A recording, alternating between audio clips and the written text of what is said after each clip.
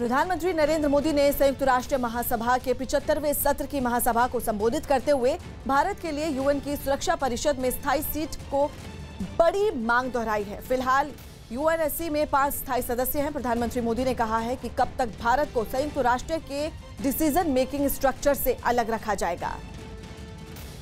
आखिर कब तक भारत को संयुक्त राष्ट्र के डिसीजन मेकिंग स्ट्रक्चर से अलग रखा जाएगा।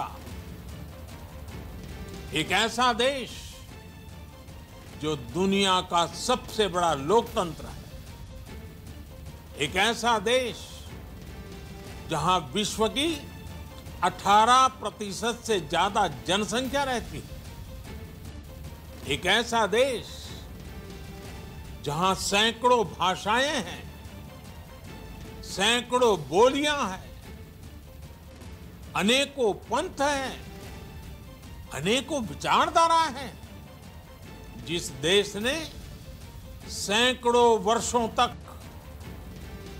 वैश्विक अर्थव्यवस्था का नेतृत्व करने और सैकड़ों वर्षों की गुलामी दोनों को जिया।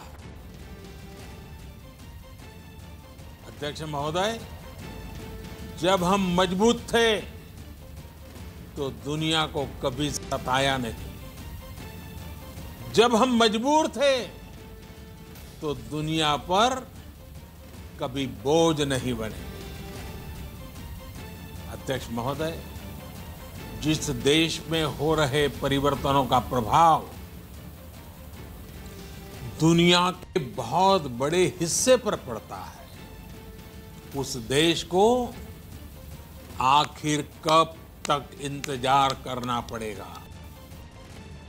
प्रधानमंत्री नरेंद्र मोदी ने संयुक्त राष्ट्र महासभा के 75वें सत्र की महासभा को संबोधित करते हुए चीन और पाकिस्तान का नाम लिए बिना उनको शांति और दोस्ती की नसीहत भी दी। प्रधानमंत्री ने कहा कि भारत जब किसी से दोस्ती का हाथ बढ़ाता है तो वो किसी तीसरे के खिलाफ नहीं होती। भारत जब किसी से दोस्ती का हाथ बढ़ाता है तो वो किसी तीसरे के खिलाफ नहीं होती।